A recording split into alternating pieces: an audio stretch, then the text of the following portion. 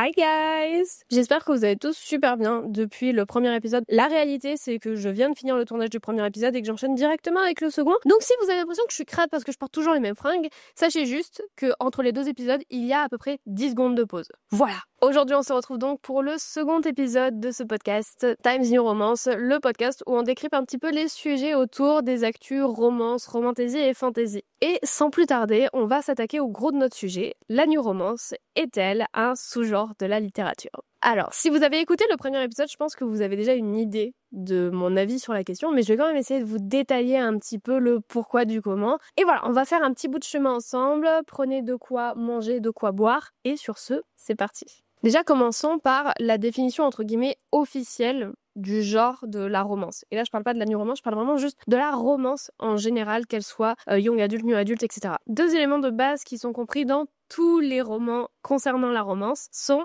une histoire d'amour centrale et une fin émotionnellement satisfaisante et optimiste. En gros, il est admis que la romance du coup concerne les histoires d'amour, jusque-là tout va bien, mais également qu'elle inclut une fin heureuse. Sinon, on va plutôt parler de drame romantique plutôt que de romance pure et dure. En gros, la romance admet que ça se finit toujours bien, que c'est un happy end, ils vécurent heureux et eurent des millions d'enfants.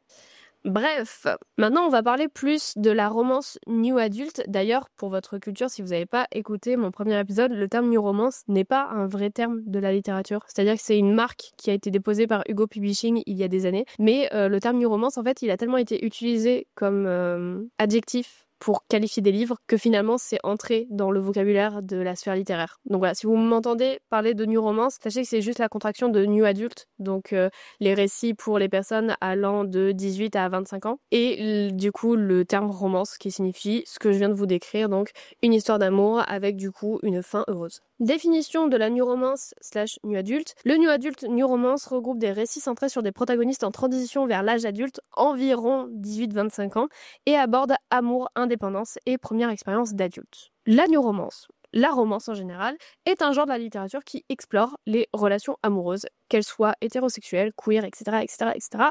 On s'en fout.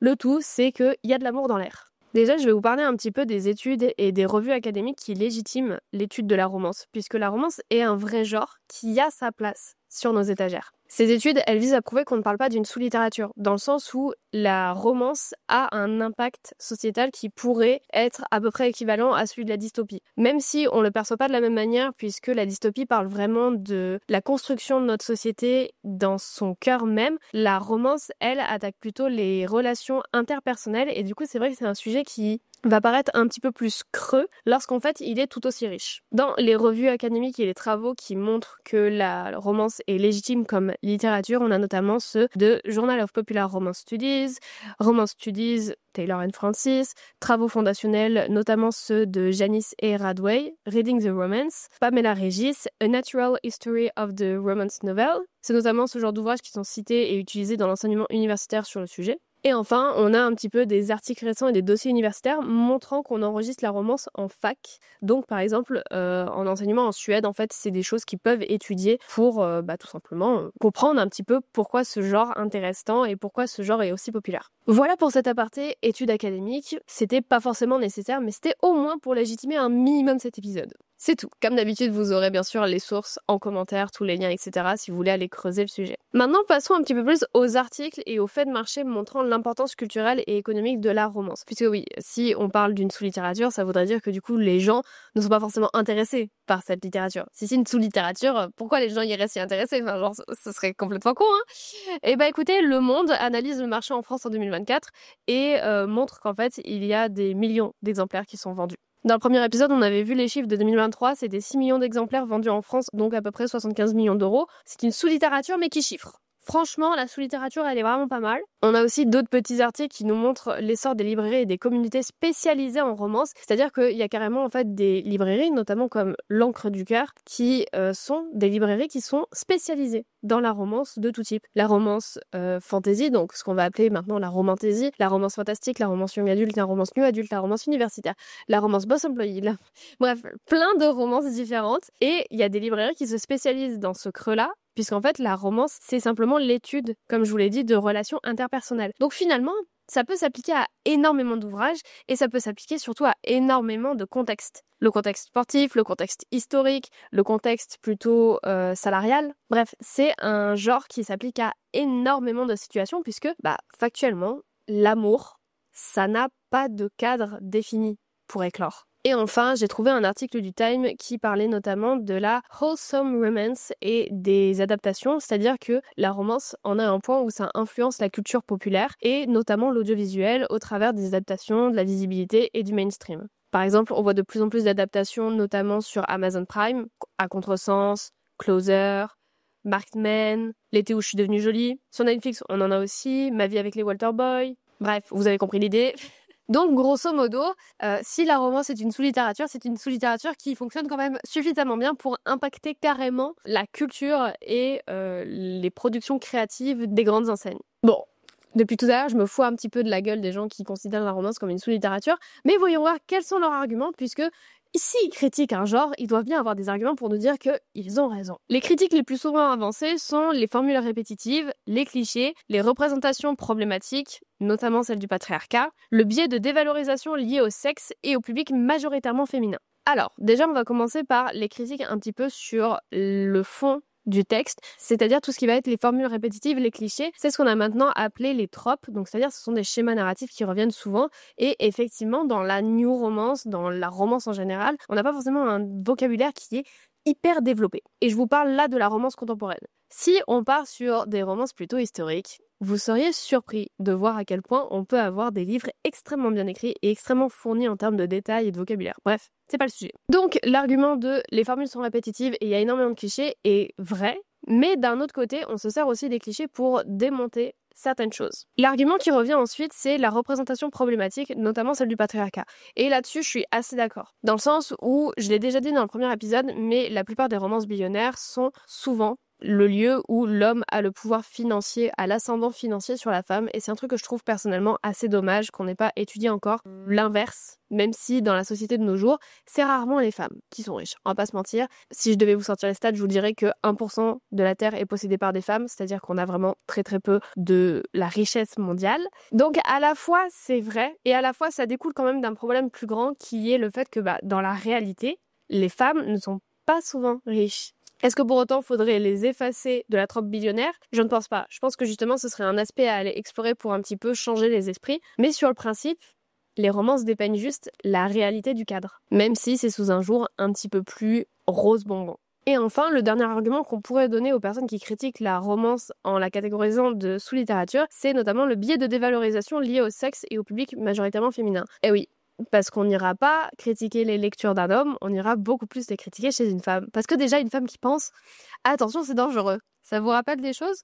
Je pense sincèrement qu'il y a un certain biais cognitif et une certaine misogynie qui se cache derrière le fait de critiquer la romance, puisque effectivement le lectorat est principalement féminin. Encore que de plus en plus d'hommes se montrent avec des livres de romance, et je trouve ça génial parce que du coup ça montre que leurs congénères qui nous critiquaient, maintenant ils sont un peu dans la merde parce qu'ils peuvent pas critiquer les femmes sans critiquer les hommes, ça devient compliqué. Et du coup je pense sincèrement que la critique de la romance comme étant une sous-littérature, c'est vraiment un argument hyper misogyne.